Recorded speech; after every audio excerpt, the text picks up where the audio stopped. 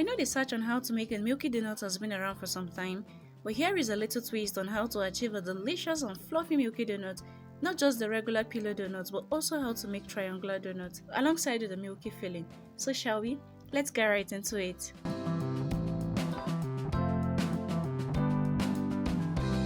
To make the donut, I started by transferring about half cup of warm milk into a mixing bowl. The reason why I use milk as our starting base is simply because we're making a milky donut, but if you want to make the regular donut, you can simply just use water. I also added 2 tablespoons of sugar and half teaspoon of yeast. You need to make sure that the yeast you're actually using is an active yeast, and the reason why I use the warm milk, it will actually help to activate the yeast. Next, I added 1 egg. Usually whenever I'm working with eggs, I usually like to crack it in a separate bowl before adding to the whole mixture just to make sure our egg is actually good. I also added 1 teaspoon of cooking oil, although this is totally optional. Then whisk everything together.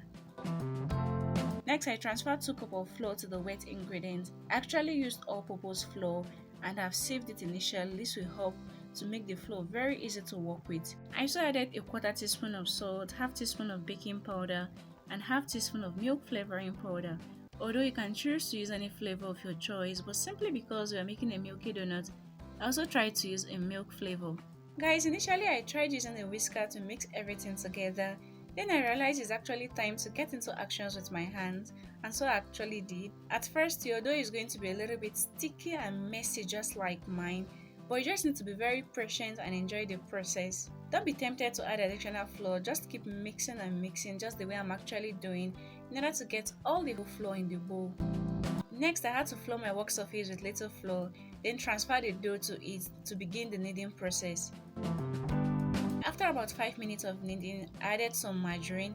You can choose to use butter if that's what you have. So after adding the margarine, I had to work it into the dough just the way I'm actually doing it. You just need to go gently and slowly with it. Whenever you add margarine or butter, you realize that your dough will be a little bit sticky. All you just need to do is to sprinkle a little flour on it and continue the kneading process. For donuts, you need to knead your dough for like 20 to 25 minutes on a stretch in order to achieve a very good consistency. But just in case you want to use a mixer, it will take you about 8 to 10 minutes or thereabouts. So guys, I had to keep kneading and kneading, and after about 10 minutes, this is what our dough looks like, but it's still not perfect. I had to continue kneading. Guys, I tell you for free, kneading of dough is a very good workout for the muscle.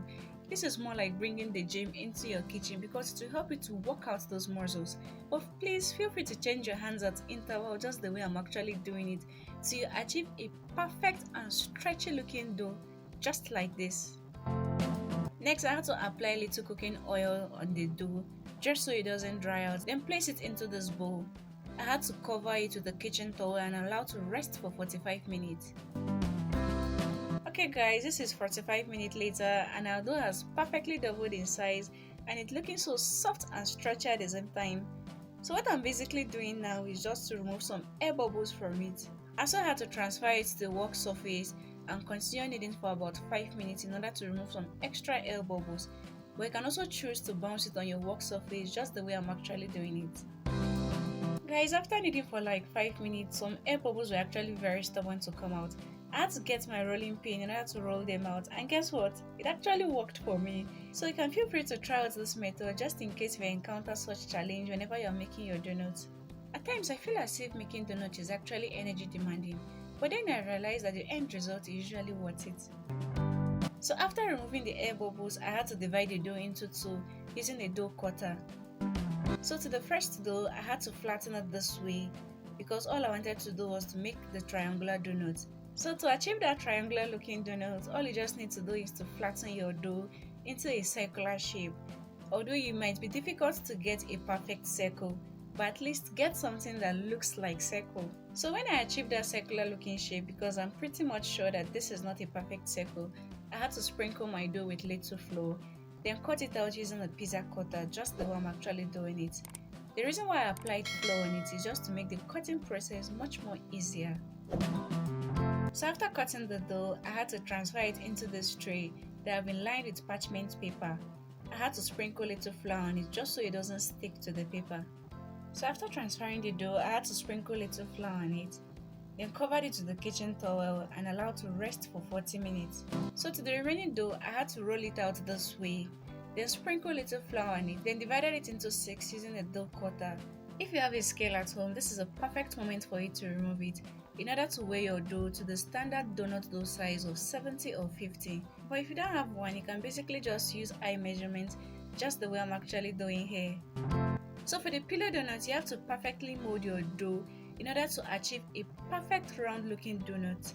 So you just need to pay close attention to how I'm actually doing it. It's actually very simple to do. All you just need to do is to flatten it a little bit, then roll it backward the way I'm actually doing before you start sealing it up. Guys, it's very necessary to seal out any opening just so your donut don't turn out looking another shape. I mean, what's the essence of making pillow donuts if you don't achieve that perfect round shape? So in the process of rolling, I had to also oil my palm, although this is totally optional. So just like the triangular donut, I'll also be covering this one and allowed to rest for 40 minutes. Okay guys, this is 40 minutes later and our dough has perfectly doubled in size and it's pretty much ready to be fried.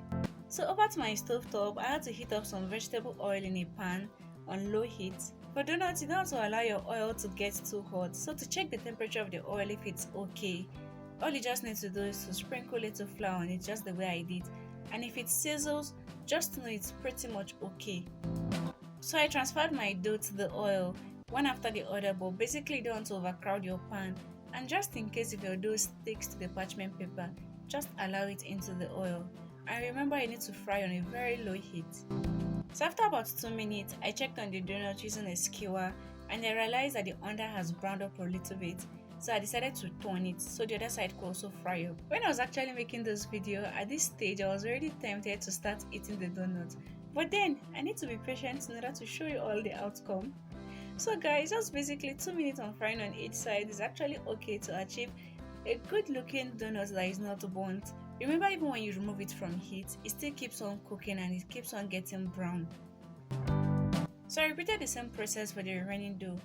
But before I fried the pillow donut, I allowed the oil to at least rest for 2 minutes because I felt it was too hot. So guys, if I'm making a large quantity of donuts, feel free to allow your oil to rest at interval if it's too hot, so your donuts can be able to cook through from the inside instead of just browning up at the outside. Guys, just look at our donuts with the perfect ring shape in between. Just know if you are trying out this recipe with the measurement I'll be displaying at the description box, you will definitely achieve a good looking donut just like this. So guys, for the milky filling, I'll be using some homemade condensed milk. You don't need to bother about purchasing the canned one from the market.